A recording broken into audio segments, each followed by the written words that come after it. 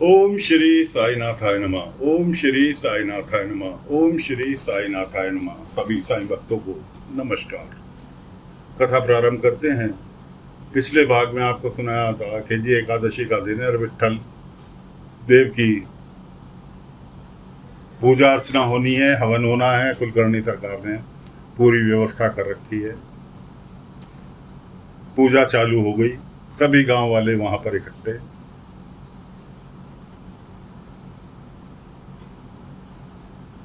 हवन निपट चुका है।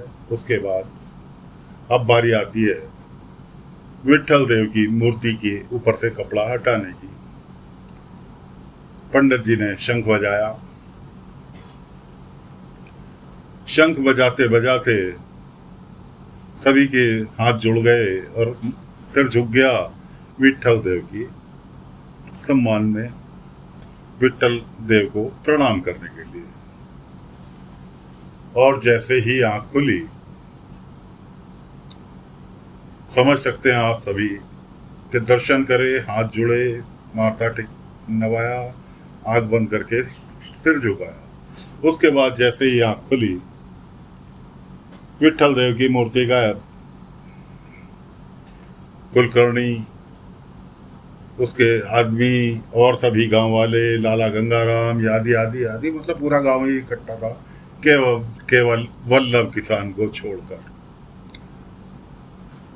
सब बड़े परेशान कि मूर्ति गई तो गई कहाँ, कहाँ गायब हो गई, कौन ले गया उठा के। बाबा के ऊपर इल्जाम लगा नहीं सकते क्योंकि बाबा वहां मौजूद नहीं थे, ना ही बाबा के कोई भक्त मौजूद था वहां। बायजामा बाबा से कहने लगी, साईं, कुलकर्णी सरकार ने हमें नहीं बुलाया। क्यों? हम आपके बंदे हैं और आपके किसी भी बंदे को कुलकर्णी सरकार ने नहीं बुलाया। बाबा ने कहा, बायजामा, विट्ठल देव किसी एक के नहीं है, इसलिए धैर्य रखो, सब्री रखो, नतीजा कुछ ही क्षणों में आपके सामने आ जाएगा। मूर्ति गायब हुई। कुलकर्णी सरकार ने क्या काम किया कि बाबा से तो पहले वो रहते थे और बाबा वल्लभ किसान का साथ दे रहे थे कि मौका अच्छा है। बहिष्कार तो कल रात को ही कर दिया था कि हुक्का पानी बंद कर दिया था वल्लभ का कि तू नास्तिक आदमी है, इसलिए तेरा हुक्का पानी बंद, तेरे से कोई गांव वाला वास्ता नहीं रखेगा। कुलकर्णी ने मौके का फायदा उठाया। सभी गांव वाले वहां मौजूद थे कि देखा, वल्लभ की करनी का फल हम सबको मिला। विट्ठल देव नाराज होकर गायब हो गए। अब दो चार अनपढ़ किसान गांव वाले ये सरकार अब क्या करें, करना क्या है, वल्लभ को गांव से बाहर निकाल दो। जब तक वल्लभ को गांव से बाहर नहीं निकालेंगे विट्ठल देव प्रसन्न नहीं होने के। बस गांव वाले तो मूर्ख होते थे ही, हाँ ये सही है, सही है, सही है, सारे के सारे चल दिए। कुलकर्णी ने अपने आदमियों से कहा, मूर्ति कहीं भी गायब हुई हो, कोई भी ले गया हो, तुम दूसरी मूर्ति लेकर आओ और यहाँ पर रख दो। और यहाँ पर रखने के बाद ये कह देंगे कि हाँ गांव से उसे बाहर निकाल दिया, इसलिए विट्ठल देव वापस आ गए।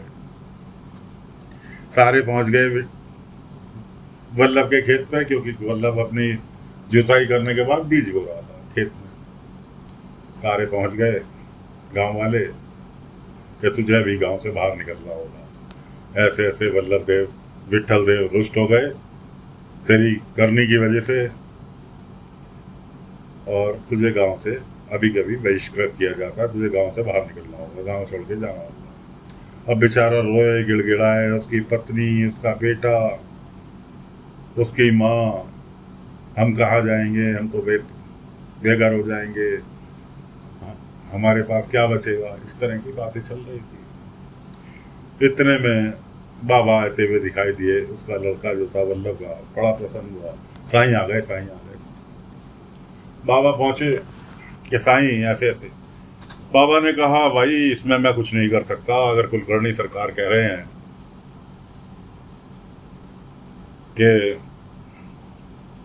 कि तुम्हारी वजह से विट्ठल देव पूजा में से गायब हो गए, इसलिए इसमें मैं कुछ नहीं कर सकता। कुलकर्णी सरकार सही कह रहे हैं, मैं क्या कर सकता हूँ। जैसे कुलकर्णी सरकार कह रहे हैं, मानो बात को, इसी में सभी की भलाई है। अब बेचारा रोए, साईं या क्या कह रहे हो? बाबा ने कहा मैं कुछ नहीं कर सकता। बाबा कुलकर्णी से कहने लगे, कुलकर्णी सरकार, एक इल्तिजा है, गुजारिश है आपसे, इसे गांव छोड़ने से पहले इसे घर जाकर अपना सामान तो ले लेने दो। कुलकर्णी ने सोचा कि हाँ, गांव छोड़ कर तो जा ही रहा है, ठीक है, कोई बात नहीं, सामान ले चल अपने घर से, लेकिन शर्त यह है कि हम सब तेरे साथ चलेंगे सामान लेने के लिए जब जाएगा तू। अब वो कह रहा कि हो क्या रहा है, कैसे सामान लेने की बारी आ गई। उस वल्लभ का बेटा था 12-15-16 साल का, कहने लगा, ना तो भगवान की आज्ञा टाल सकते, ना गुरु की आज्ञा टाल सकते। अपने पिता से कहने लगा, और साईं हमारे गुरु समान है, साईं को हम गुरु मानते हैं, इसलिए अगर साईं की आज्ञा है कि हमें गांव छोड़ना है तो ठीक है, चलो, कोई सवाल नहीं। ना भगवान से कोई सवाल कर सकते, ना गुरु से कर सकते, इसलिए जैसी साईं की इच्छा। सारे लोग चल दिए, घर के सामने पहुंचे तो वल्लभ के घर के अंदर से दरवाजा बंद था, लेकिन रोशनी ऐसी फूट के आ रही थी जैसे ट्यूबलाइट जलाती हो, जबकि उस जमाने में बिजली ही नहीं थी, तो ट्यूबलाइट का प्रकाश कहां से आया। कि कुलकर्णी कहने लगा, ये तेरे घर में से इतनी तेज रोशनी काहे की आ रही है, जाके देख पहले जल्दी। बाबा ने तुलसी के पत्ते, जो कि पहले ही द्वारका माई से अपने साथ लेकर आए थे, बाबा ने वल्लभ के हाथ में तुलसी के पत्ते थमाए और इशारा किया, वल्लभ से जाके देख। वल्लभ ने जाके अंदर जैसे ताला खोल के अंदर घुसा, रोशनी से आंखें चौंधिया गई, और जो मूर्ति वहाँ कुलकर्णी के वाड़े में पूजा के स्थान पर रखी थी, वो मूर्ति उसके यहाँ एक टेबल के ऊपर विराजमान थी, उसी में से प्रकाश फूट रहा था। अब तो वल्लभ ने देखा, आंखें देखने लायक हुई, उसने देखा, हो साक्षात वल्लभ दर्शन देने के लिए आ गए। खैर, उसने तुलसी के पत्ते जो बाबा ने उसको दिए थे, वल्लभ देव असल में दोस्तों विष्णु भगवान का ही रूप है, जो कि पंढरपुर में विराजमान है विट्ठल देव के नाम से। तो विट्ठल देव के आगे उसने तुलसी अर्पित की और अपने पूरे परिवार वालों को जोर जोर से चीख कर अंदर बुलाया। परिवार वालों के साथ साथ गांव वाले भी आ गए, कुलकर्णी सरकार भी आ गए। अब कुलकर्णी सरकार का तो मुंह खुला रह गया, क्योंकि जो मूर्ति उनके पूजा स्थल पर रखी थी विट्ठल देव की, वो मूर्ति वल्लभ के घर के अंदर विराजमान थी। कुलकर्णी के कान में कहने लगे, कुलकर्णी सरकार, उस मूर्ति का क्या करें? कुलकर्णी ने उन्हें आंखों में इशारा किया और वहां से भाग लिया। बाबा से गांव वाले कहने लगे, साईं, इसका मतलब हम गलत हैं, वल्लभ सही था, जो कि विट्ठल देव खुद उठकर यहाँ आकर विराजमान हो गए। ऐसा हम कह ही नहीं सकते कि वल्लभ खुद उठा कर ले आया, चोरी करके वहां से ले आया और अपने घर में बैठा लिया। तो वल्लभ तो वहां था ही नहीं, वल्लभ तो अपने खेत में था, हमने तो खेत में जाके पकड़ा इसको। बाबा कहने लगे, अपने दैनिक कार्य को छोड़ के, जिससे तुम्हारी रोजी रोटी चलती है, और तुम भक्ति में लीन हो जाओगे, तो ना तो ईश्वर प्रसन्न होगा और ना तुम्हारा जो काम कर रहे हो वो काम प्रसन्न होगा। इसलिए ईश्वर भक्ति करो, लेकिन अपने दैनिक कार्यों के साथ जो श्रम आपको करता पेट पालता है, उस श्रम के साथ साथ ईश्वर भक्ति करो, उससे ईश्वर प्रसन्न होता है। तो दोस्तों, ये कहानी सुना रहे हैं दास गणु जी ने कहानी सुनाई। दास गणु जी ने कहानी सुनाई, और जिन महानुभाव के यहाँ वो धाणु गांव में वो कहानी सुना रहे हैं, उनके 4 बेटे हैं। एक बड़ा बेटा जो था, नाम था कौशिक, वो बड़ा बस खाता पीता भगवान के मंदिर के सामने बैठ जाता, अपने बाप से कहता, तुम्हें गर्व होना चाहिए कि तुम्हारा बेटा जो है धर्म कर्म वाला है। कहानी सुनते सुनते कौशिक की समझ में आ गया कौशिक की समझ में आ गया और प्रवचन तो दासगणों का समाप्त हो गया, लेकिन वो अपना मंदिर के सामने कि साईं मेरी समझ में तो आ गया, लेकिन मैं करूं तो करूं क्या। इतने में बाबा वहाँ प्रकट हुए। बाबा कहने लगे पूजा पाठ करना बुरी बात नहीं है, लेकिन अपने कर्म के साथ, कर्म पहले, कर्म कर्म प्रधान, जिससे कि जीविका चलती है। इतना कहकर बाबा गायब हो गए। अब तो उसने पूरे घर में उधम काट दिया कि साईं कहाँ गए, साईं कहाँ गए, साईं कहाँ गए। दासगणु और उसके पिता निकल कर आए, कहने लगे साईं ने तुम्हें साक्षात्कार कराया, साईं यहाँ नहीं है, लेकिन तुमने साईं को याद किया तो साईं तुम्हारे पास दौड़े हुए आ गए।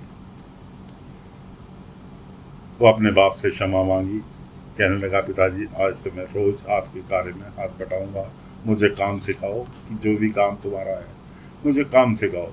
तो बड़ा बेटा तो रास्ते पर आ गया। अब 3 बेटे बचे, एक जुआड़ी, एक चोर, एक बीमार।